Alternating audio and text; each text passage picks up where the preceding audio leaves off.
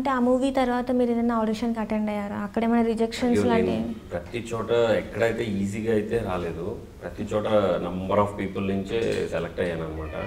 Local టీవీలో anchoring దగ్గర నుంచి, ఆర్జేయింగ్ దగ్గర నుంచి, everything audition number of people ఉండే అందులో ఒకటిగానే సెలెక్ట్ అయ్యాను.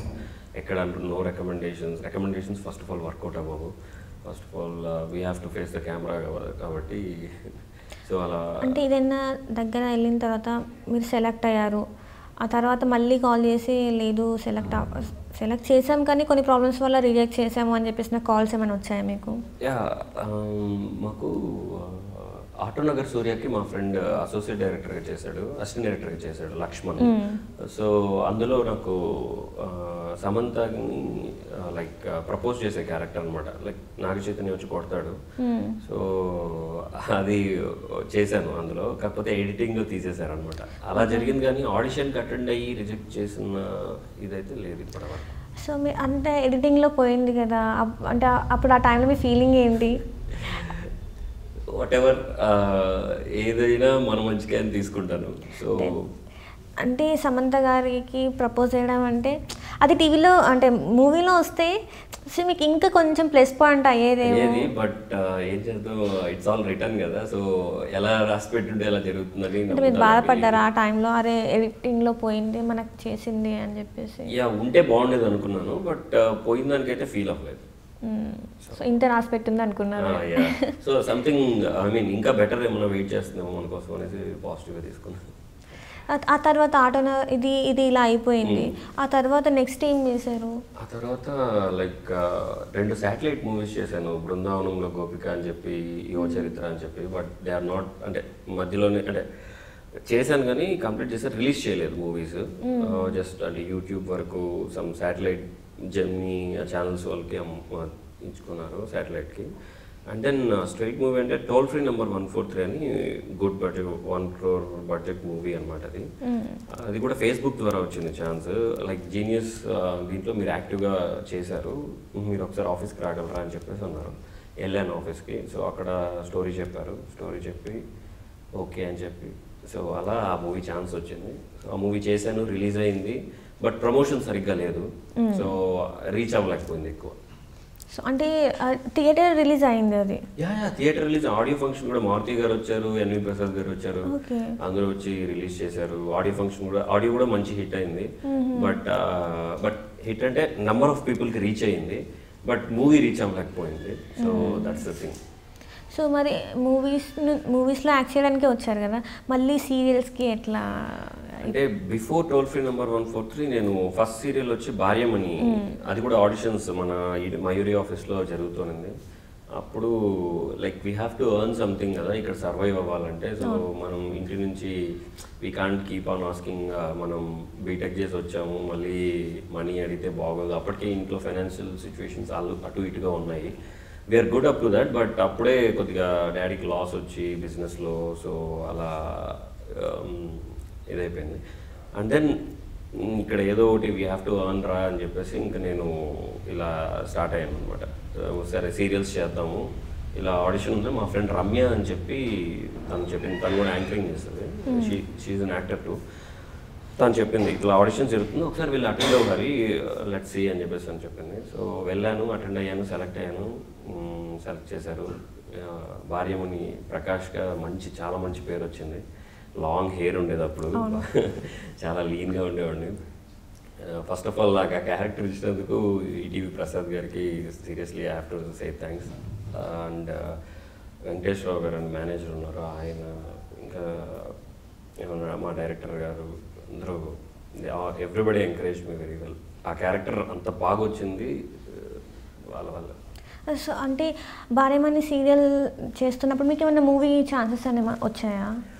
భార్యమణి చేస్తున్నప్పుడు అంటే ప్రతి ఒక్క మూవీ ఆఫీస్కి వెళ్ళి ఫొటోస్ ఇచ్చేవాడిని. ఫొటోస్ ఇస్తే మూవీ ఆఫీస్కి వెళ్ళి ఫొటోస్ ఇస్తే ఇలా చూసి ఓకే అమ్మ చూస్తామని చెప్పి ఇలా పెడతారు తప్పితే, సపోజ్ అది ఒక బ్యాడ్ థింగ్ కాదు. ఒకవేళ నిజంగా రిక్వైర్మెంట్ ఉండి మనం కరెక్ట్గా ఆ స్పాట్లో కానీ ఉంటే డెఫినెట్గా ఆ ఛాన్స్ మనకే వస్తుంది, అది మాత్రం షూర్. దాన్ని మనం అందరూ చెప్తారు ఫొటోస్ ఇచ్చాము ఎవరు తీసి పడేశారు అని. నిజంగా అవసరం ఉన్నప్పుడు మనం కానీ ఆ పొజిషన్లో ఉంటే మాత్రం ఖచ్చితంగా ఛాన్స్ మనకు వస్తుంది. అది మాత్రం నేను బాగా గట్టిగా సో నమ్ముతాను. ఈ రోజుకి కూడా మీరు ఆడిషన్స్కి అటెండ్ అవుతున్నారా? ఇప్పుడైతే ప్రస్తుతానికి ఈ 2 సీరియల్స్తోనే సరిపోతుంది. బట్ సబ్జెక్ట్స్ అయితే వింటున్నాను. ఆడిషన్ అయితే పెద్ద మూవీకి మంచి రోల్ వచ్చి ఆడిషన్ రమ్మంటే ఖచ్చితంగా వస్తాను, వెళ్తాను. ఓకే. అంటే స్టోరీస్ వింటున్నారంటే ఐ మీన్ మీరు హీరోగా మూవీస్ చేయడానికి ట్రై చేస్తున్నారా? ఇప్పటివరకు అయితే వస్తున్నాయి స్టోరీస్ అయితే వింటున్నాను. లైక్ అంటే ఇప్పుడు ఎలా ఉంటుందంటే 1 crore బడ్జెట్ చేసే ప్రమోషన్ సరిగ్గా చేసుకోలేక లైక్ అలా ఇదైపోయింది. సో 30 lakhs 40 lakhsలో కంప్లీట్ చేసేస్తాం, 60 lakhsలో కంప్లీట్ చేసేస్తాం సబ్జెక్ట్ ఇది అని చెప్తుంటే ఎందుకో అంటే అర్థమైపోద్ది మీకు వాళ్ళ స్టోరీ నరేషన్లోని ఏదో ఒకటి కొట్టేద్దాం అయ్యాడు, ఒక D5 తీసుకొని అది ఇది ఐ మీన్ 5D తీసుకొని అది ఇది అని చెప్పేసాను. సో అవన్నీ వర్కౌట్ అవ్వు అనేసి తెలుసుకున్నాను. So that's the thing. So ఇప్పుడు షూటింగ్ స్పాట్లో మీకు బ్రేక్ దొరికినప్పుడు మీరు డబ్ స్మాష్ బాగా చేస్తారు. అవును.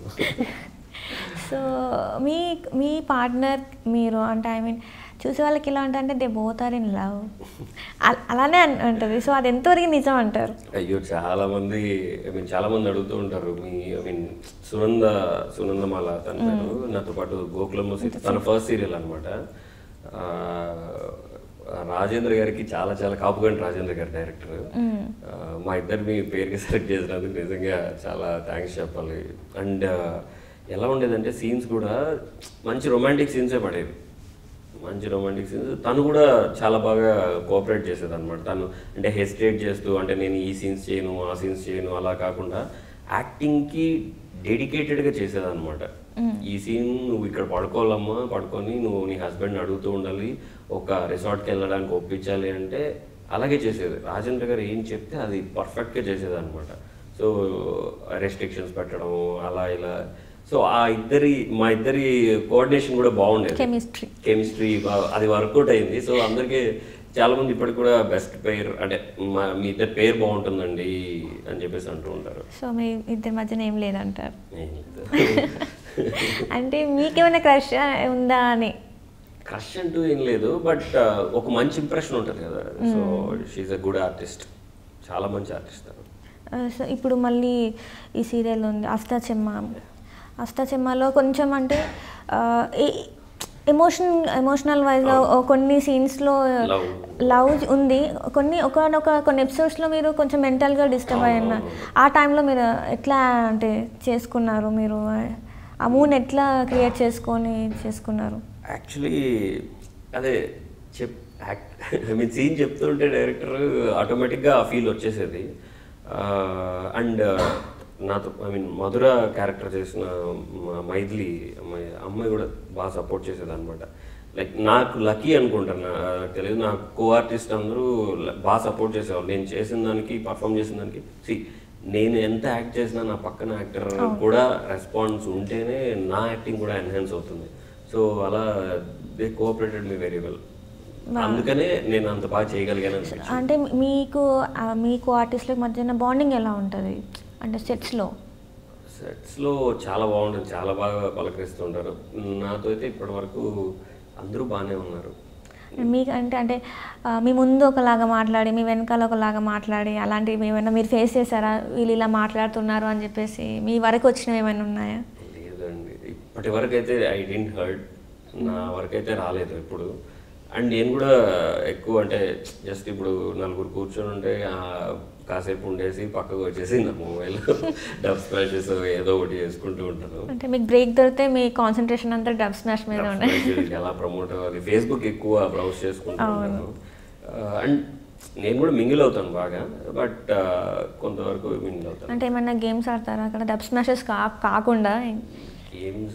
గేమ్స్ లేదు, అదిగో రామసీత సెట్లో బాగా ఏడిపించుకుంటూ ఉంటాం, లైక్ వాటర్ స్ప్రే చల్లుకుంటూ, అదే సరదాగా ఉంటుంది. ఓకే. ఇప్పుడు అంటే ఏమన్నా గాసిప్స్ మీరు విన్న గాసిప్స్ మీ పైన? నా పైన ఫేస్బుక్లో ఎక్కడో చూసాను, లైక్ అంటే సునంద మీరు నిజంగా వైఫ్ అండ్ హస్బెండ్ అని చెప్పేసి అడగడం. ఇంకేమైనా అంతే, అదొకటే విన్నాను. అదొకటే గాసిప్ అంట. మీరు నవ్వుకుంది ఏం లేదా అంటే ఆ గాసిప్ విని అరే ఏంటి అసలు? రీసెంట్గా చూసాను యూట్యూబ్లో, మా అక్క వాళ్ళ సన్ ఫోటో పెట్టుకొని నేను ఫోటో తీసుకున్నాను.